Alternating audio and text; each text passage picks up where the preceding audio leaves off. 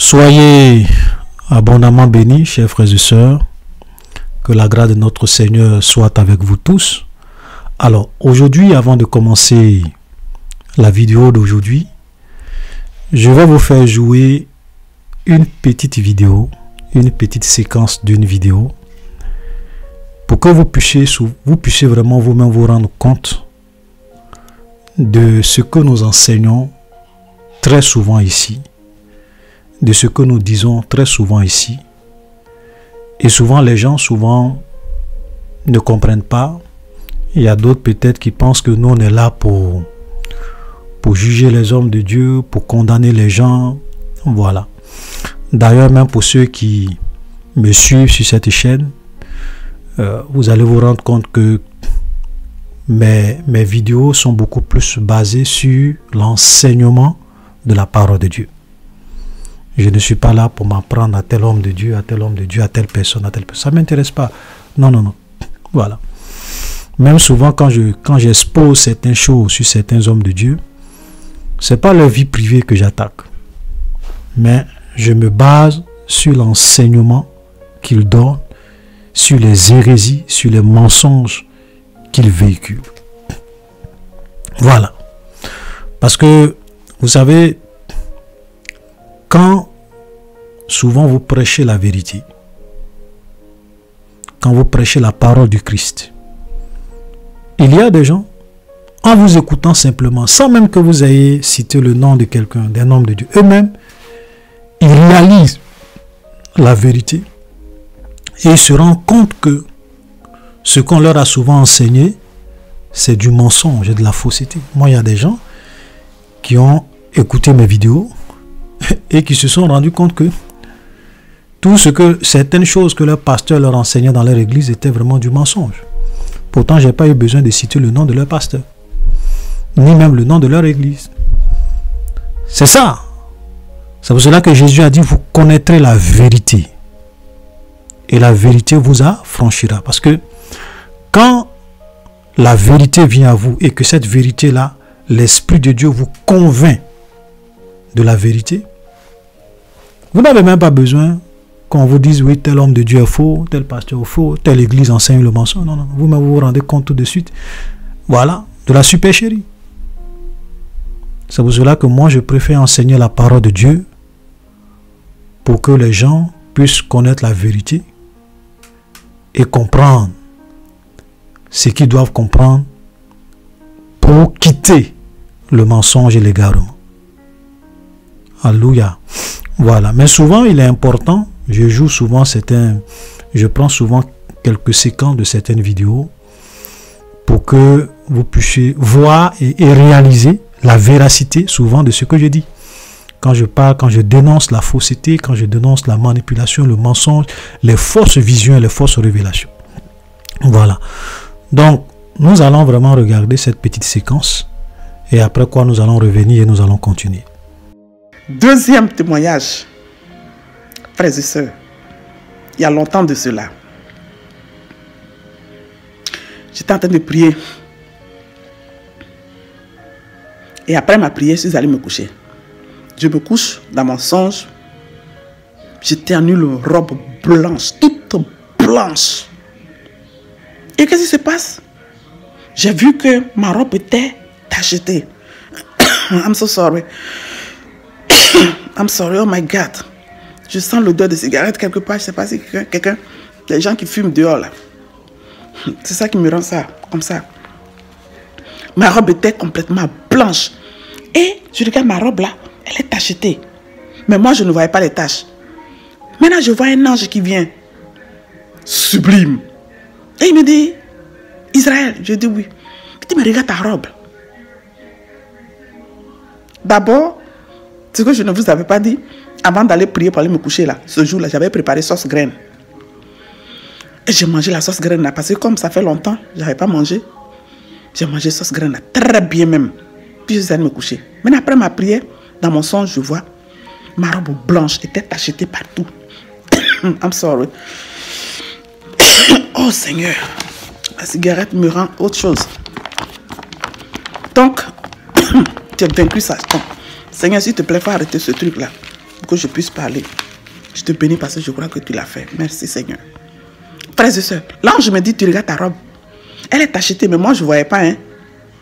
Maintenant, je regarde ma robe là. Des taches partout. Je dis, ah, qu'est-ce que c'est que ça? Il me dit, mais tu as le regard sur le royaume des cieux? Est-ce que tu penses aller au paradis? Je dis oui. Il dit, mais pourquoi est-ce que ta robe est tachetée comme ça? Je dis, ah, mais je ne sais pas d'où sortent ces taches-là. Et on me montre la sauce graine que j'ai mangée. Le plat de sauce graine que j'ai mangé là, on me montre ça. J'ai dit, oh, mais ça là, c'est pas du sang. C'est sauce graine. J'ai dit, mais c'est la sauce graine que j'ai préparée, que j'ai mangée. Et donc, c'est la sauce graine là qui m'a acheté. Et l'ange me dit, mais c'est pas sauce graine ça. C'est du sang. Frères et sœurs, sauce graine que j'ai mangée là, du sang. Et puis, je me suis réveillée. J'ai dit, ah, sauce graine que moi j'aime là. On me dit, c'est du sang. J'ai dit, mais c'est quoi ça, Seigneur? Je me suis mise à prier. À prier, à prier, à prier, frères et sœurs. Et puis, j'ai dit, bon, puisque j'ai vu ça là, Dieu me dit de ne pas manger sauce graine. Non, je vais arrêter. J'avais arrêté de manger sauce graine. Je ne mangeais plus. Et puis, du coup, un jour, l'ennemi est venu me mettre l'envie de manger sauce graine. Je prépare la sauce graine. J'ai dit, Seigneur, vraiment, je te demande pardon. J'avais vu, tu m'avais montré qu'il ne fallait pas manger sauce graine. Mais j'ai envie de manger aujourd'hui la sauce graine. Donc, ça là, comment je vais faire ça? Frères et sœurs, j'ai préparé la sauce graine. J'ai enlevé l'huile qui est dessus là. Puis j'ai mangé la sauce. Mais il y avait un peu de l'huile dedans. J'ai fini de manger. Dès que j'ai fini de manger là, mes frères et sœurs, je suis allé, ma conscience me grondait maintenant. Je dis, oh Seigneur, je te demande pardon. J'avais dit que je n'allais plus manger sauce graine. Mais je prie et puis tu ne me réponds pas. Je te demandais de me donner des signes, tu ne me réponds pas. Donc ça fait que c'est pour ça que j'ai préparé la sauce là, puis j'ai mangé la sauce graine là. Frères et sœurs, le Seigneur me dit, va lire Matthieu 14, verset 31, qui dit, aussitôt Jésus étendit la main, le saisit et lui dit, homme de peu de foi, pourquoi as-tu douté? Je dis, hein? Donc c'est toi qui me parlais de ne pas manger sauce graine. Seigneur! Donc j'ai compris. Prochainement quand je vais... Le Seigneur me dit, c'est du sang. Vous comprenez? C'est du sang. J'ai dit, aïe! Sauce graine là, c'est du sang. Alors Seigneur, si c'est toi qui me parles, s'il te plaît, donne-moi encore un autre signe pour que je croie que c'est toi qui parles. Le Seigneur dit, va lire Ésaïe, chapitre 2, verset 2 jusqu'à 3. Je lis la parole de l'Éternel. Il arrivera dans la suite des temps que la montagne de la maison de l'Éternel sera fondée sur le sommet des montagnes, qu'elle s'élèvera par-dessus les collines et que toutes les nations y afflueront. Des peuples s'y rendront en foule et diront, venez et montons à la montagne de l'Éternel, à la maison du Dieu de Jacob, afin qu'il nous enseigne ses voies et que nous marchions dans ses sentiers. Car de Sion sortira la loi et de Jérusalem la parole de l'Éternel. Donc, tout ce que nous ne connaissons pas, frères et sœurs, Dieu seul le connaît. Il est le Dieu de toutes choses cachées. Ce que lui nous révèle, c'est pour mettre en pratique, nous et nos enfants. Le Seigneur nous dit d'arrêter de manger. La sauce graine que moi j'aime jusqu'à là, Dieu dit c'est du sang. Frères et sœurs, je vous en prie, allez-y à genoux et priez et demandez à l'Éternel. Il dit qu'il est la foi. Prions par la foi, il va nous répondre. Que la gloire de l'Éternel lui revienne. Que Dieu vous bénisse. Voilà. Donc, vous avez bien entendu. C'est-à-dire que cette dame est en train de dire que celui qui mange sauce graine, voilà, ira à l'enfer. C'est-à-dire que le fait de manger une sauce graine peut t'envoyer à l'enfer.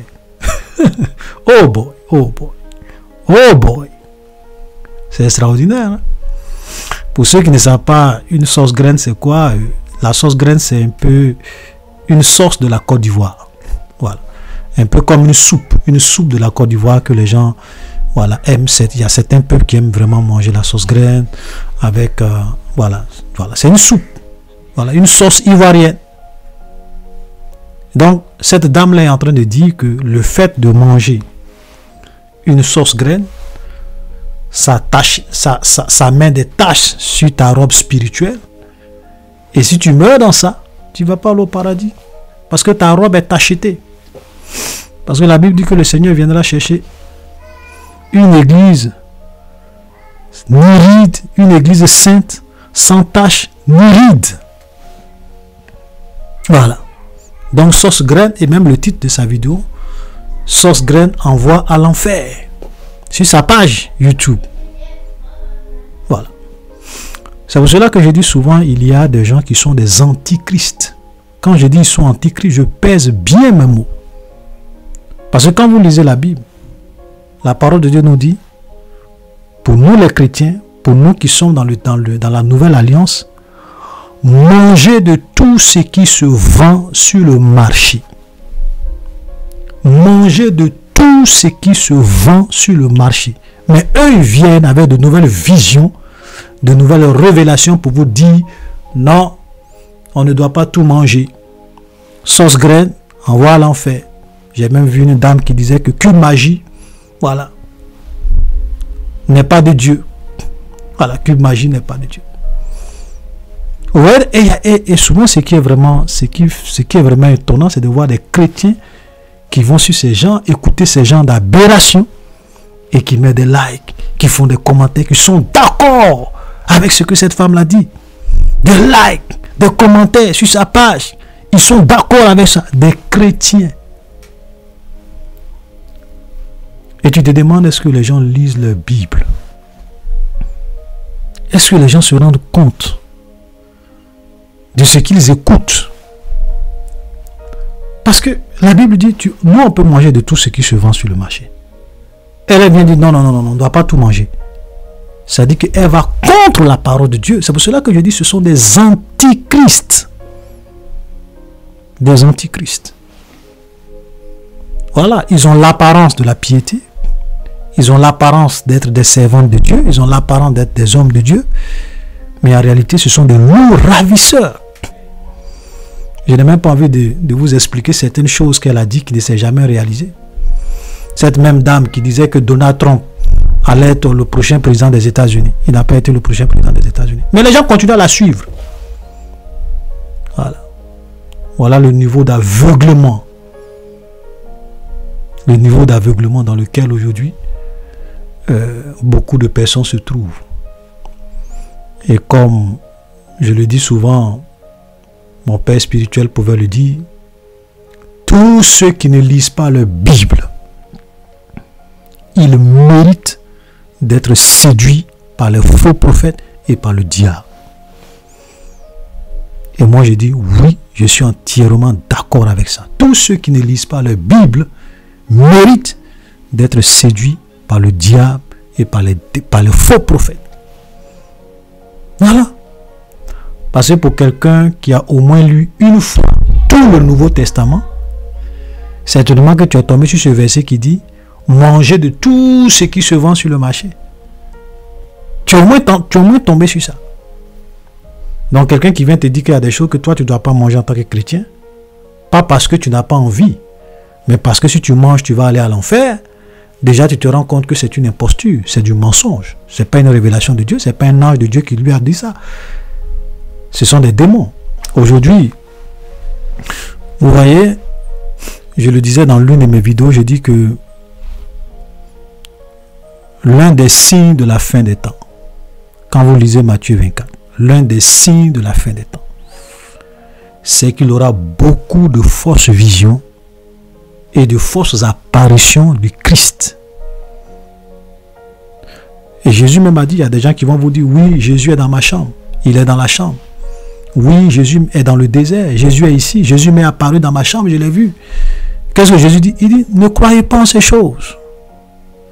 Parce qu'il se lèvera de faux Christ. En un mot, de fausses visions. Parce que la Bible nous dit que même le diable se déguise en ange de lumière.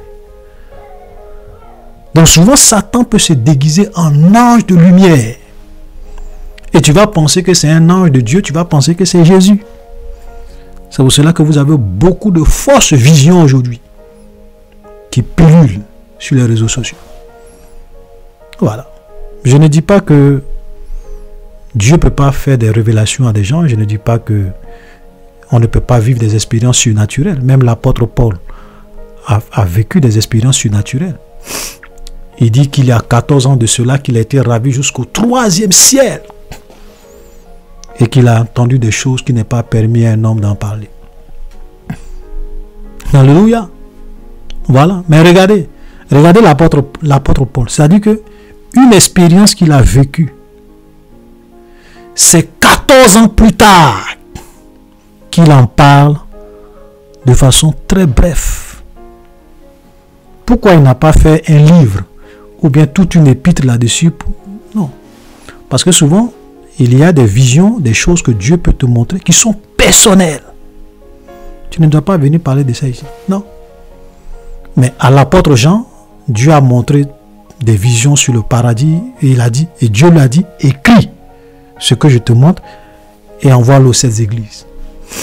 Mais à l'apôtre Paul, Dieu ne lui a pas dit de venir expliquer en détail ce qu'il a vu. Au point même où c'est 14 ans après qu'il en parle de façon brève. Pour un objectif bien donné, mais il n'a pas dit exactement comment ça s'est passé, ce qu'il a vu. Non, non, non, non, non. Aujourd'hui, les gens sont friands, souvent de venir parler des expériences qu'ils vivent. Même s'ils n'ont pas reçu l'ordre d'en parler, l'ordre de Dieu d'en parler, ils veulent tellement se donner de l'importance, ils vont venir dire des choses. Et souvent, ce qui est grave, si ça vient encore de Dieu, on peut comprendre, mais souvent, c'est du mensonge. Celui qui mange sauce graine, il va à l'enfer. Et il y a des gens qui acceptent ça. Des chrétiens. Même un païen, quelqu'un qui n'est même pas chrétien, tu lui dis ça là, il va rire, il va se moquer de toi. Mais les chrétiens, va. Parce que les gens n'ont pas l'esprit de discernement. Ils n'ont jamais lu leur Bible. Ils ne font pas attention. Donc, chers frères et sœurs, je vous en prie, faisons beaucoup attention. Souvent, je prends le temps un peu de parler de ce genre de choses parce que il faut souvent qu'on en parle pour que beaucoup de nos frères et sœurs arrêtent de vraiment se rendre ridicules et de vivre dans la servitude, dans la manipulation. Voilà.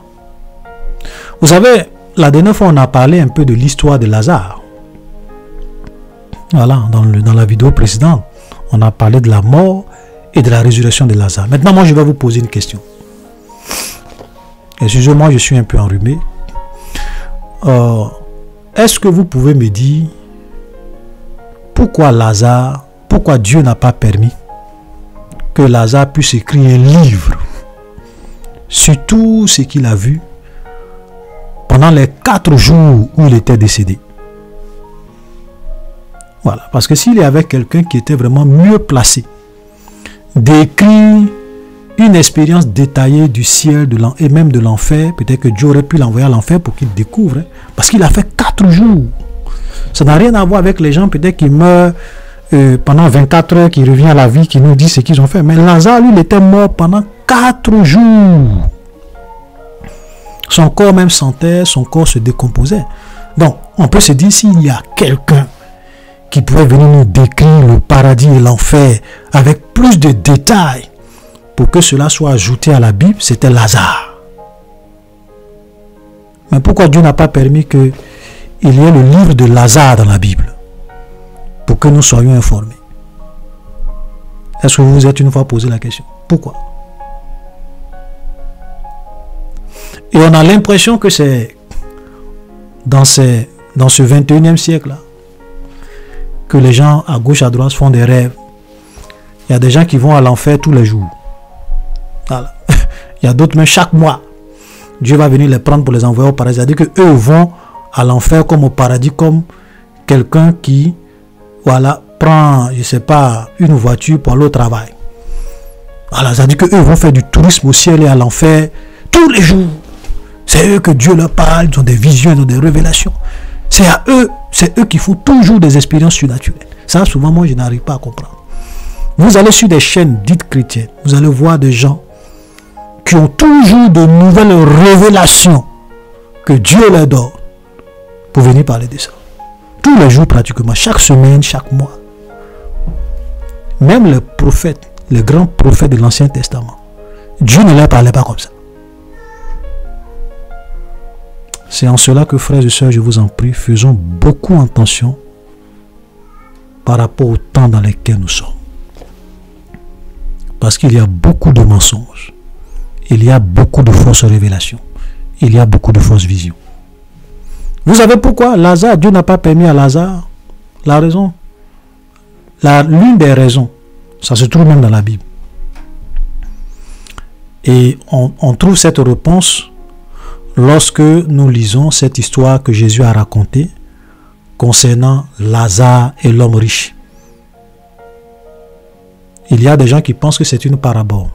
L'histoire de Lazare et de l'homme riche, ce n'est pas une parabole, c'est un fait réel que Jésus est en train d'expliquer pour que les gens réalisent c'est quoi la réalité de l'enfer et de la vie après la mort. Quand l'homme riche est allé à l'enfer, vous savez quoi? Pendant qu'il est en train de souffrir, il savait que c'était fini pour lui. Qu'est-ce qu'il a dit à Abraham? Il dit à Abraham, permets à Lazare de revenir sur la terre pour vraiment prêcher à mes frères pour qu'ils se repentent et qu'ils ne viennent pas dans celui où je suis. Regardez la réponse d'Abraham. Abraham lui dit, tes frères qui sont restés sur la terre, ils ont Moïse et les prophètes. Qui les écoute?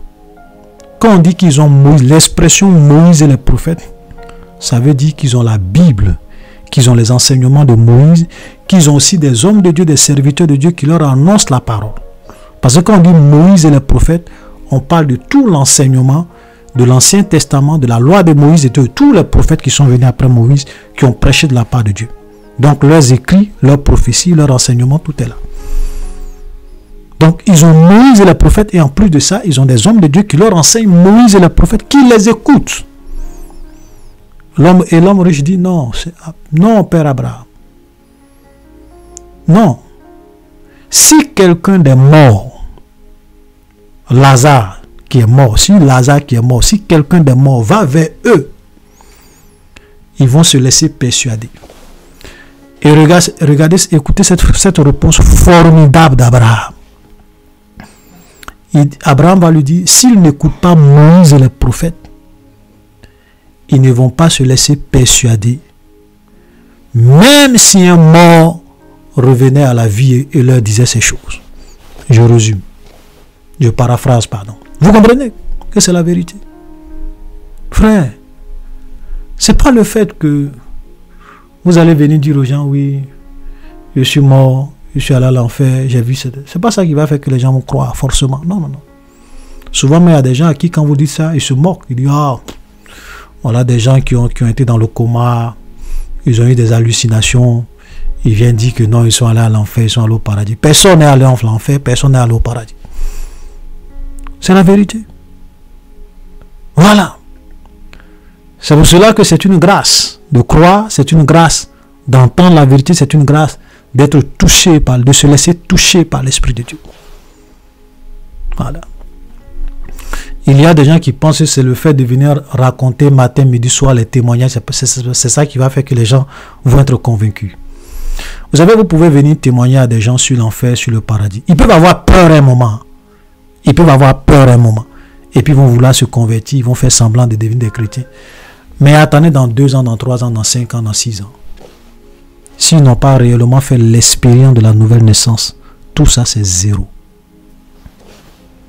Voilà. Alléluia, c'est le Saint-Esprit qui convainc les gens de péché, de justice et de jugement. Ce n'est pas vos témoignages, forcément. Non, non, non, c'est l'Esprit de Dieu qui touche les cœurs. Voilà, donc, j'ai vraiment voulu insister un peu sur ça pour que nous puissions vraiment faire attention aux fausses visions. Je ne dis pas que, comme je l'ai dit dans la vidéo précédente, que tous les témoignages sont faux. C'est pas ce que je dis. Mais je dis que nous devons rejeter n'importe quelle vision, n'importe quelle révélation qui vient contredire la parole de Dieu.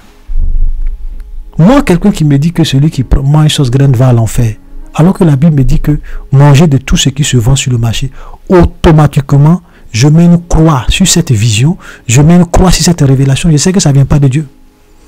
C'est du mensonge, mais ce sont des fausses visions. Voilà. Soit peut-être elle a inventé, ou bien même si elle a fait une expérience spirituelle, c'est une expérience démoniaque. Peut-être c'est le diable qui s'est déguisé en ange de lumière pour la tromper. Ce n'est pas le Dieu. Parce que Dieu ne peut jamais contredire sa parole. Alléluia. Voilà. Donc ça, c'est vraiment très important. Donc, nous allons, excusez-moi si j'ai pris un peu de temps, nous allons vraiment rentrer maintenant dans le vif du sujet. Dans notre étude d'aujourd'hui, comme je le disais en introduction, nous sommes aujourd'hui dans le chapitre 12 de l'évangile de Jean.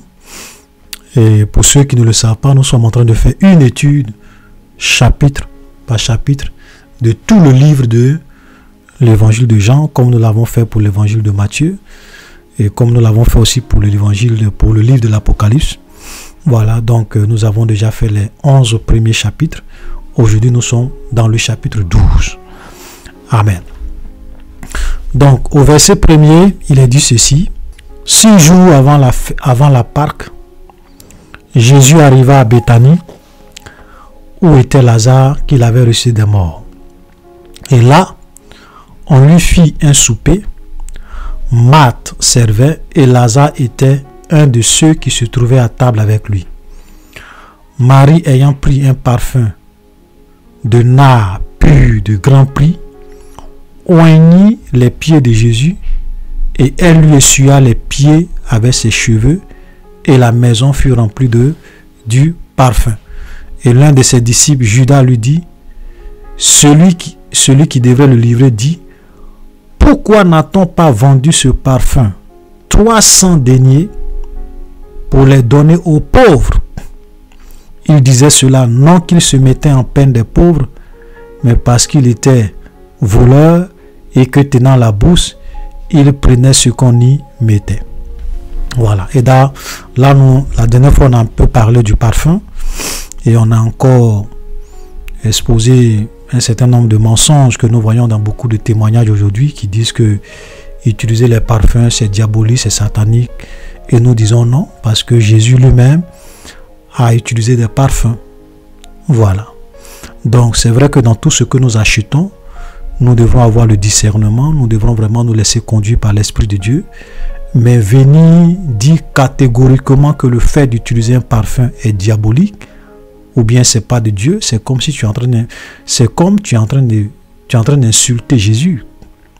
C'est pour cela que je dis souvent, les gens enseignent des choses qui sont contre les enseignements de Christ. Il y a des gens qui disent des choses et qui montrent qu'ils sont des antichrists. Parce que Jésus, lui, a utilisé du parfum. Toi, tu dis qu'utiliser parfum est diabolique. Donc, qu'est-ce que tu es en train de dire de façon implicite? Que Jésus a fait ou bien a accepté des pratiques ou des choses diaboliques. C'est vraiment une insulte à la personne de Jésus. C'est vraiment une insulte à la Bible. C'est vraiment une insulte à ce que Jésus a accepté. Parce que qu'est-ce que Jésus lui-même dit à la fin? Il dit, mais Jésus dit, laissez-la garder ce parfum pour le jour de ma sépulture. Vous avez toujours les pauvres avec vous, mais vous ne m'avez pas toujours. Vous comprenez? Ça dit que Jésus a agréé ce que Marie a fait. Voilà, maintenant comment ce que Jésus a accepté, ce que Jésus a agréé, nous on peut venir dire que non, c'est diabolique. Il faut avoir un minimum de discernement, un minimum de respect pour ne pas aller au-delà de ce qui est écrit. Amen.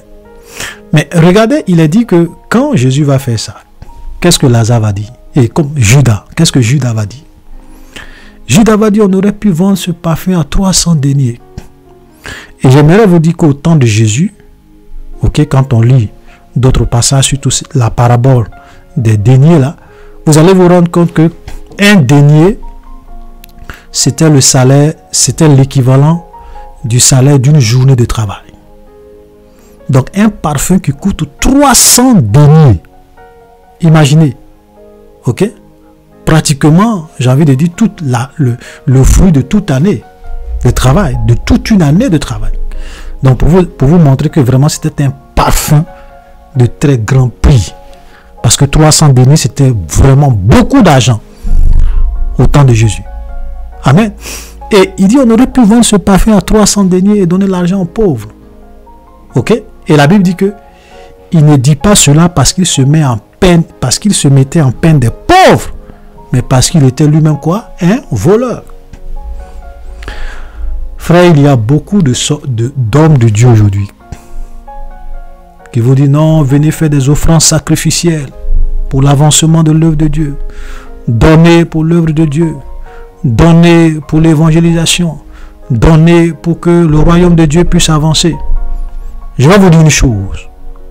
Plus de 90% de ces hommes de Dieu, c'est pas parce qu'ils se mettent en peine pour l'œuvre de Dieu, mais c'est parce qu'ils sont des voleurs, des cupides, des gens qui veulent vraiment s'enrichir sur votre dos. Ils vous poussent à donner des dîmes, à donner des offrandes, à faire des offrandes sacrificielles. Voilà, vous allez dans certaines églises, on peut faire 3, 4, 5 offrandes. Il y a même des enveloppes, offrandes sacrificielles. Voilà. Voilà.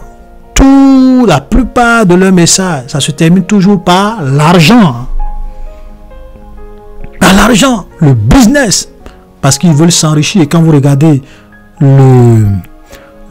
vie qu'ils mènent, eux, leurs femmes, leurs enfants, mais vous êtes vraiment étonnés. Ils roulent dans de grosses voitures, ils sont dans des maisons de luxe, ils voyagent partout, ils mènent leur train de vie. Vraiment, est un scandale. Vous savez, si vous êtes un homme de Dieu, écoutez-moi très bien, si vous êtes un homme de Dieu, que vous êtes devenu riche en faisant vos propres affaires, il n'y a pas de problème. Vous pouvez utiliser votre argent comme vous voulez. Il n'y a rien de mal en cela. Mais vous ne pouvez pas utiliser l'argent que les gens donnent pour l'œuvre de Dieu. L'argent des pauvres mamans, des veuves, des orphelins, des femmes qui se saignent, des travailleurs qui se saignent. Et le rythme de vie que vous menez, eux-mêmes, même le plus riche de votre église n'a pas ce rythme de vie-là.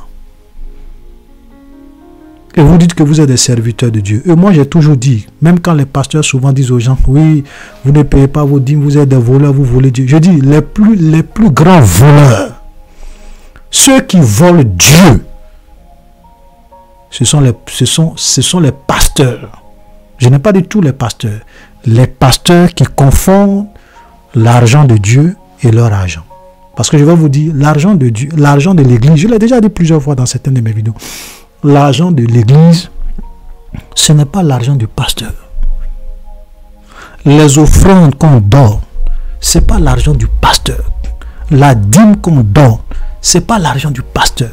C'est l'argent de Dieu. Et l'argent de Dieu doit être utilisé dans l'intérêt supérieur de tous les enfants de Dieu qui appartiennent à cette communauté. Vous comprenez? Pour aider les veuves, pour aider les orphelins. Regardez, quand vous lisez le livre des Actes des Apôtres, vous allez vous rendre compte que quand l'église primitive a commencé, les gens souvent allaient vendre leurs champs, ils apportaient les offrandes et ils déposaient le prix au pied des disciples. Mais l'apôtre Pierre ne prenait pas ça pour aller mettre dans son compte bancaire pour s'enrichir. La Bible dit qu'on faisait la distribution selon le besoin des membres de l'église, des veuves, des orphelins, des indigents. Voilà comment l'argent de Dieu doit être utilisé. C'est pour cela que quand vous voyez les pasteurs escrocs, manipulateurs, voleurs, Je n'ai aucun respect pour eux. Voilà. Ils ont des discours pompeux pour vous faire croire que vraiment ils se mettent en peine pour l'œuvre de Dieu. Mais alors que quand ils vous invitent à donner, c'est leurs propres intérêts, leur propre poche. La preuve en est que l'argent se retrouve après sur leur propre compte bancaire. Ils achètent de grosses voitures. Ils roulent dans des jets privés. Ils ont beaucoup de biens. Ils s'enrichissent sur le dos des pauvres. C'est pour cela que je dis leur jugement, frère. Ça sera terrible. Vous savez, on peut se moquer de tout le monde. Mais la Bible dit qu'on ne se moque pas de Dieu. Ce qu'un homme aura sémé, il va le récolter. Même si tu ne le sèmes pas, si tu ne le récoltes pas cette terre, après la mort, tu vas te rendre compte qu'on ne se moque pas de Dieu. Donc c'est pour cela que je vous dis, chers frères et sœurs, faites attention. Ne donnez pas votre argent parce qu'il faut donner. Voilà. Donnez votre argent là où votre argent peut vraiment servir l'œuvre de Dieu. Alléluia. Donnez votre argent aux pauvres, aux orphelins, aux démunis. Dieu va vous bénir pour ça. Il y a des gens qui pensent que pour que Dieu les bénisse, il faut forcément qu'ils aillent donner leur argent à leur pasteur. Le monsieur est déjà riche et il continue de s'enrichir. Il y a des pauvres veuves qui sont dans vos églises, des orphelins. Toi-même, tu connais la situation de la sœur. Tu sais que ça ne va pas. Peut-être même ça fait 2 jours, elle n'a pas mangé. 3 jours, ce frère-là même là. Ça ne va pas chez lui. Même son loyer, mais il n'arrive pas à payer. Tu le sais. Mais tu ignores tout ça. Tu ignores ton voisin qui est à côté de toi, qui a des problèmes. Tu préfères aller donner à l'église. Et tu penses que Dieu va te bénir. Vous savez, moi je dis toujours, je n'ai pas peur de proclamer la vérité. Il y a des gens qui pensent que parce qu'ils vont donner leur argent aux faux prophètes, Dieu va les bénir. Tu es en train de vivre dans l'illusion. Voilà. Aide ton frère qui est à côté de toi qui souffre. Aide ta soeur qui est à côté de toi qui souffre. Et tu vas voir que Dieu va te bénir pour ça. Regardez ce que Jésus a dit. Quand Judas a parlé, qu'est-ce que Jésus l'a dit? Jésus l'a dit, vous avez toujours les pauvres avec vous. Parce que, vous savez, ce que Judas est en train de dire, il dit, on aurait pu vendre ce parfum et donner cet argent aux pauvres. Pourquoi Judas n'a pas dit, on aurait pu vendre ce parfum et mettre dans le trésor pour soutenir l'œuvre de Jésus? Pourquoi il dit on aurait pu donner ça aux pauvres? Parce que Jésus avait l'habitude, tout ce qu'il recevait, c'est vrai qu'il utilisait une partie pour vraiment vivre de cela. Mais une grande partie de l'argent des offrandes que les gens donnaient à Jésus de façon libre. Écoutez-moi très bien, parce que Jésus n'a jamais, vous n'allez jamais voir un seul passage dans la Bible où Jésus a dit aux gens, venez donner votre argent, venez payer vos dîmes. Jamais. Ce sont les gens eux-mêmes qui donnaient de façon volontaire, avec joie, sans tristesse ni contrainte. Et quand les gens donnaient, Jésus utilisait une partie pour aider les pauvres. C'est pour cela qu'il dit, vous avez toujours les pauvres avec vous. Pourquoi il n'a pas dit vous avez toujours les serviteurs de Dieu avec vous? Pourquoi il n'a pas dit vous avez toujours l'œuvre de Dieu avec vous? C'est là que vous remarquez que Jésus n'avait rien à voir avec nos pasteurs et nos prophètes du 21e siècle qui aiment l'argent et qui sont cupides. Alléluia. Chers frères et sœurs, je vous en prie, allez-y donner votre argent là où il y a réellement un besoin. Allez-y donner votre argent aux vrais hommes de Dieu qui ont un souci pour les pauvres, pour les orphelins de leur église. Allez-y donner votre argent là où vraiment il y a de vrais pasteurs, de vrais prophètes qui ont à cœur l'œuvre de Dieu et qui ne prennent pas ce qu'on leur donne pour s'enrichir. Je ne suis pas en train de dire qu'on ne doit pas contribuer, on ne doit pas donner. Parce que la Bible dit que celui qui prêche l'évangile doit vivre de l'évangile. Je suis très équilibré dans mon enseignement. Mais il faut faire beaucoup attention à ne pas donner là où il faut. Et la dernière fois, j'ai dit que lorsque tu donnes ton argent à un faux prophète, à un faux pasteur, il ne faut pas penser que Dieu va te bénir.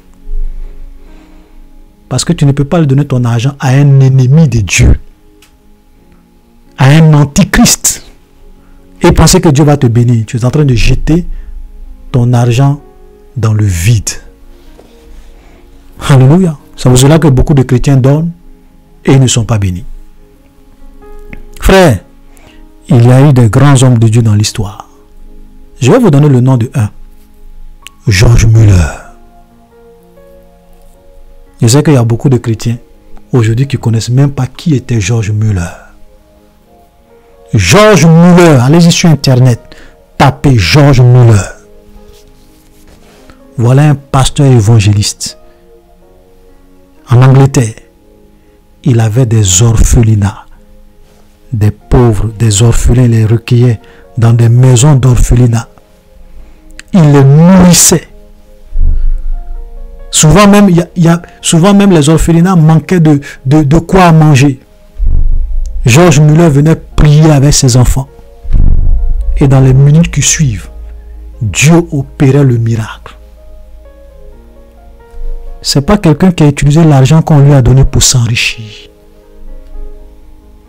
Et ces orphelins, ces orphelines, dans tous ces orphelinats extraordinaires, ont connu le Seigneur. Alléluia!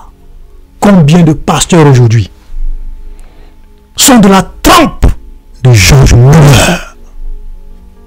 Combien? Ils sont là, en train de rouler dans des jets privés, de grosses voitures, se pavaner, se prennent comme des rois, des demi-dieux, construisent des grandes églises, des cathédrales, de grosses maisons pour leur propre gloire. Pourtant, il y a des gens qui meurent, des orphelins qui meurent, des orphelines qui meurent. Même souvent, même des musulmans qui deviennent chrétiens, qui sont chassés par leur famille, qui viennent à l'église pour demander de l'aide. Aucun de ces pasteurs n'a le courage de les aider financièrement. Ils retournent après. Des égoïstes. Aucun respect pour eux. Ils ne sont pas dignes d'être des serviteurs de Dieu. Je prie que Dieu suscite des hommes comme les George Muller. Je vous en prie, allez-y, allez-y, allez-y, allez-y. Faites des recherches. Ça seulement, je vous en prie. Allez-y, faites des recherches sur qui était George Muller. Qui était ce monsieur. Vous allez être édifiés. Alléluia. L'église vraiment a perdu de sa réputation, de sa force. Ce qui faisait la force de l'église, le social. Aujourd'hui, tout ça, ça a disparu. Vous donnez de l'argent au pasteur qui s'enrichit, qui continue de s'enrichir. Vous voyez leurs femmes. Regardez le train de vie de leurs femmes. Regardez le train de vie de leurs enfants. Regardez eux-mêmes leur train de vie. Avec l'argent des pauvres. Avec l'argent de Dieu. Des voleurs. Alléluia, chers frères et sœurs. C'était juste une petite introduction sur le chapitre 12. Nous allons nous arrêter là et prochainement, nous allons continuer. Shalom et à la prochaine.